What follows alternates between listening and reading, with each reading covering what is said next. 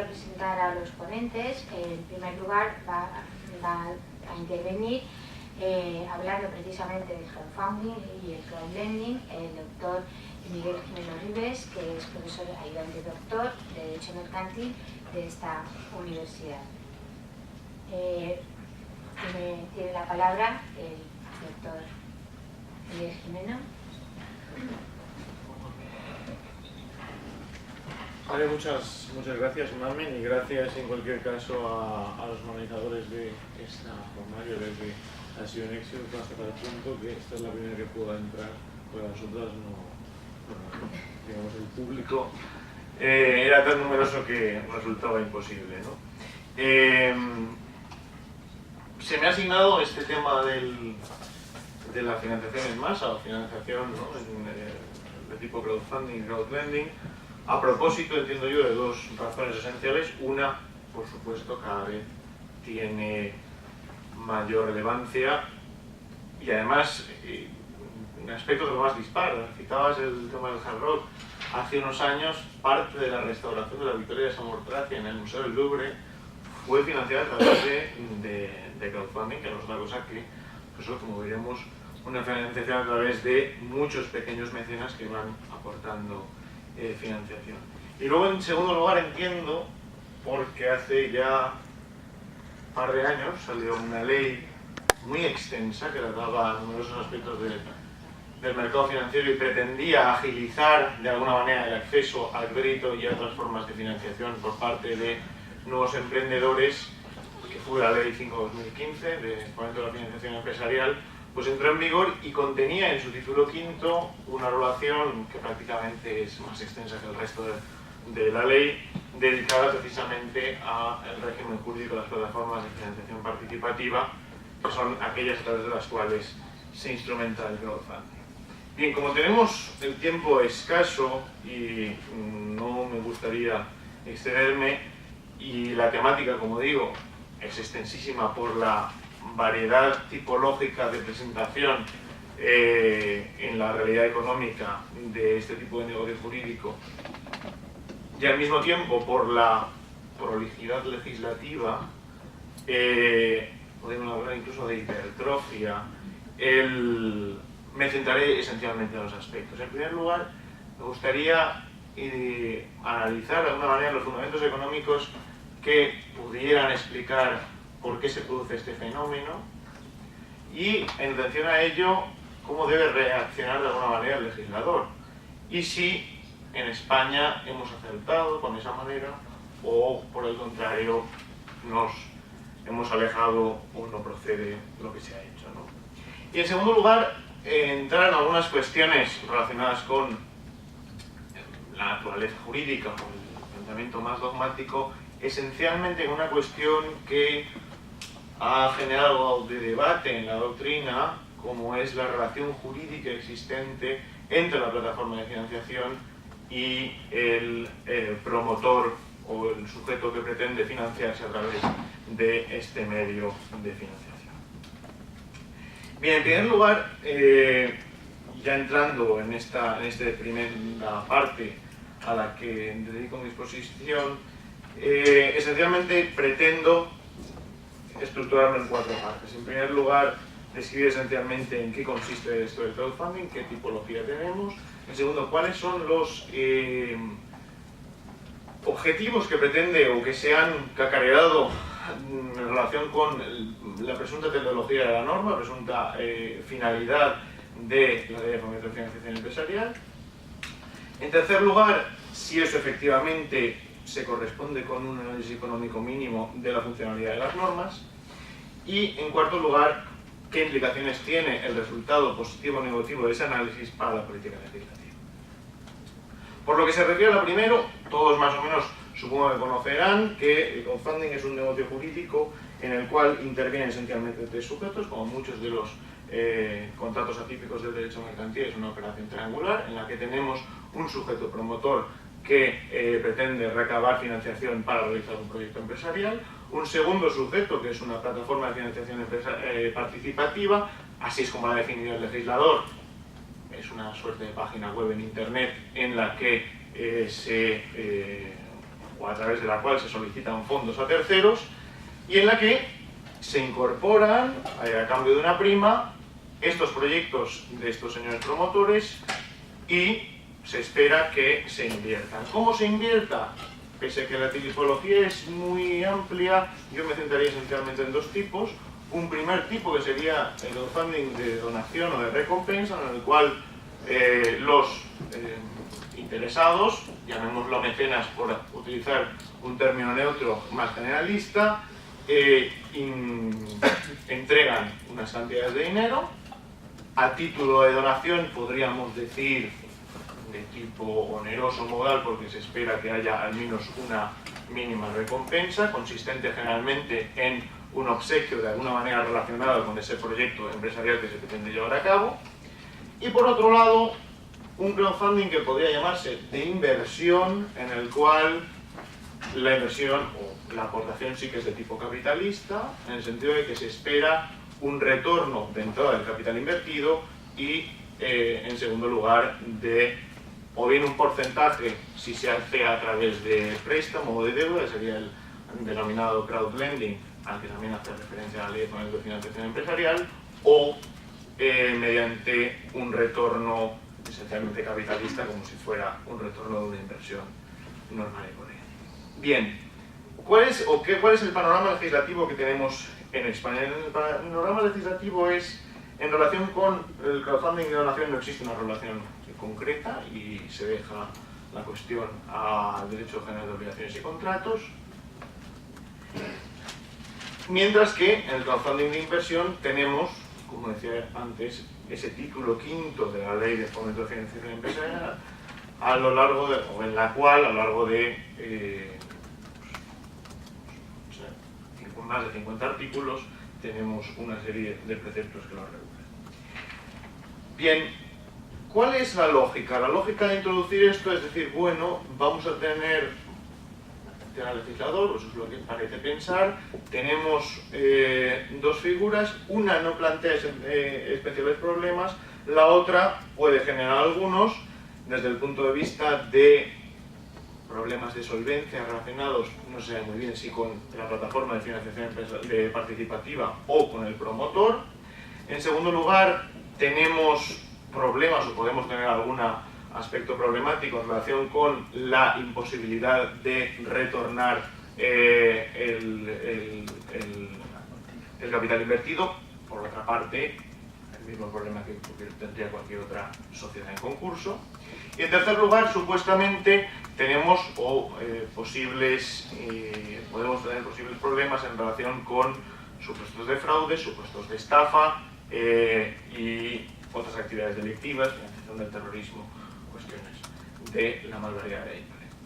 Bien, ¿en qué se manifiestan estas tres cosas? Esencialmente en que tenemos una normativa muy prolija que nos lleva, o de alguna manera hace aproximar estas figuras que hasta el año 2015 de alguna manera se autorregulaban a entidades que tienen una relación prácticamente bancaria. ¿Por qué? Porque tenemos regulación sobre autorización y registro, artículos 52 y siguientes de la ley, tenemos normas sobre mínimos de capital, aunque es el mínimo de la anónima, pero tenemos algunas reglas sobre mínimos de recursos propios y añadidos, artículo 56, tenemos reglas sobre reserva de actividad y denominación, artículo 48, y entonces conviene plantearse, ¿todo esto era necesario?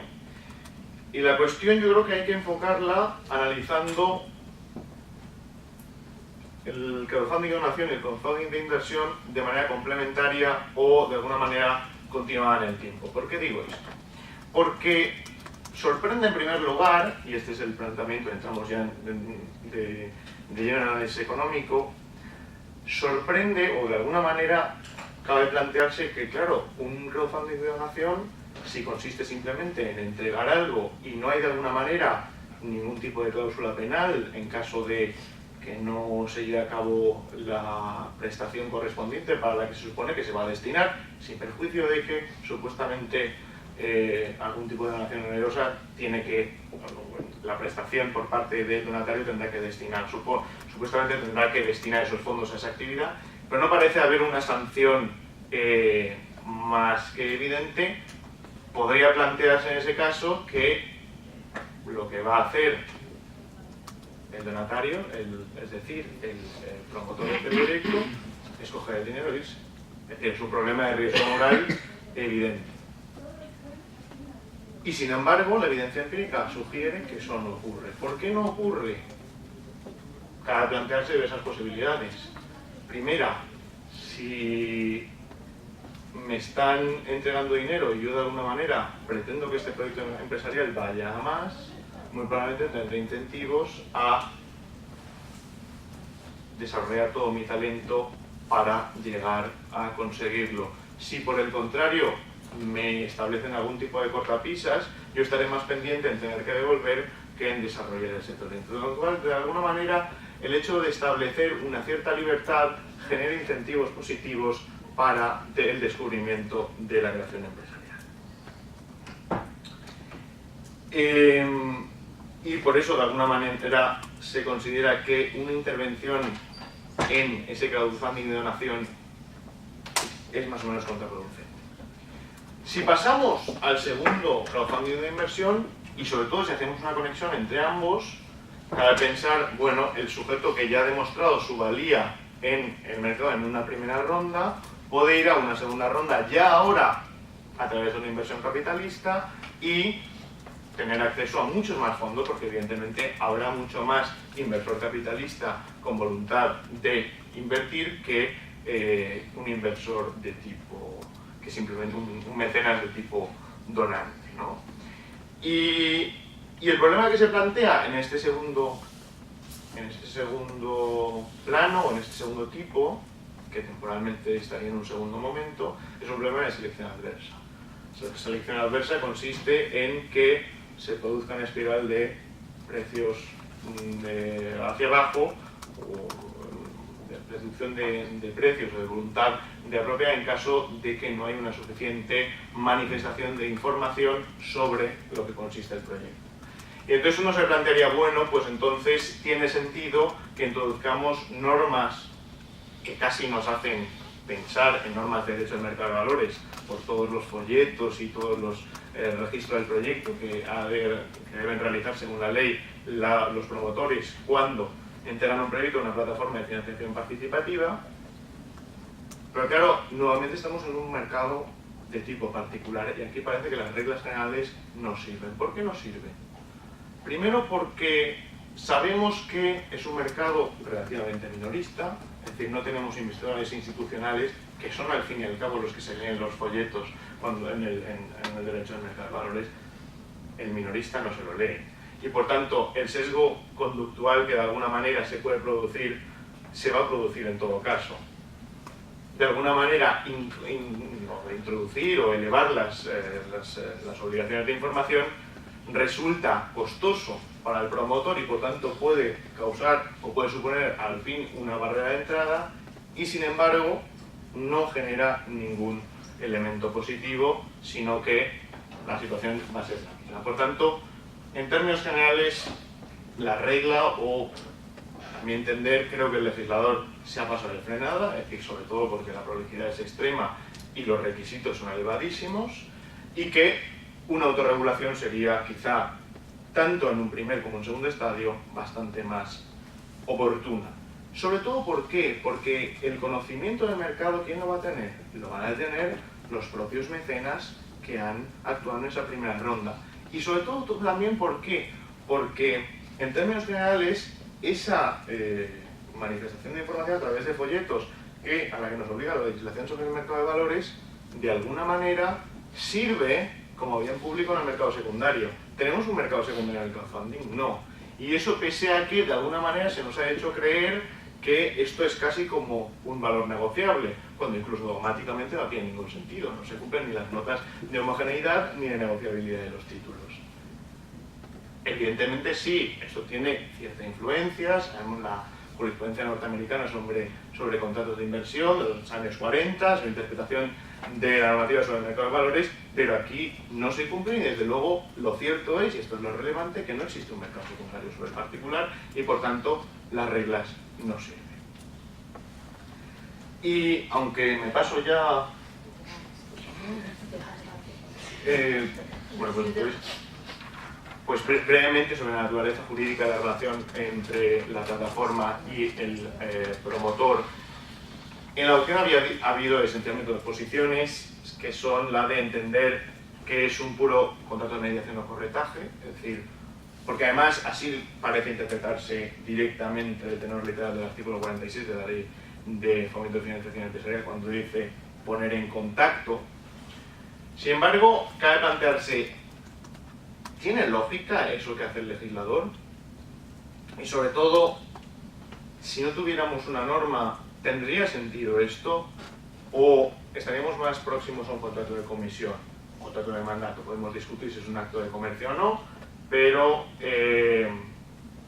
cabe plantearlo. Y lo que se plantea, de alguna manera, es, cuando yo estoy realizando una aportación a una plataforma de financiación participativa, esa plataforma va a actuar como una función similar a la que intervienen las entidades de contrapartida en el mercado de valores. Es decir, no va a haber una transacción directa o un negocio jurídico directo entre el promotor y el mecenas, o mejor dicho, entre el mecenas y el promotor, sino que de alguna manera va a actuar como intermediario y por tanto de contraparte de ambos negocios jurídicos la plataforma de financiación participativa. Si eso es así, que me digan de alguna manera cómo no está actuando en nombre propio por cuenta ajena la plataforma de financiación participativa.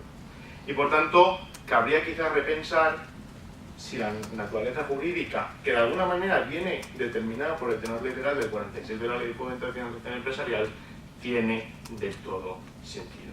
Y ello, y acabo rápidamente, tiene implicaciones desde el punto de vista de las obligaciones del comisionista. ¿Por qué? Porque de entrada impide, o de alguna manera genera la imposibilidad o la prohibición de autoentrada, lo cual tiene mucho sentido en este supuesto, sobre todo porque sabemos que las plataformas de financiación participativa establecen condiciones suspensivas consistentes en llegar a un mínimo establecido por el propio promotor del proyecto para que se cumpla el proyecto. Tendría poco sentido que de alguna manera la plataforma de financiación participativa metiera el dinero que falta cuando el mercado no lo acepta, ¿no? Y por tanto generaría distorsiones en el mercado. Y segundo, en cuanto a la rendición de cuentas, parece que se cumple mediante la presencia de un contador que va indicando en la página web cómo va subiendo la financiación que vamos a hacer. Y con esto termino.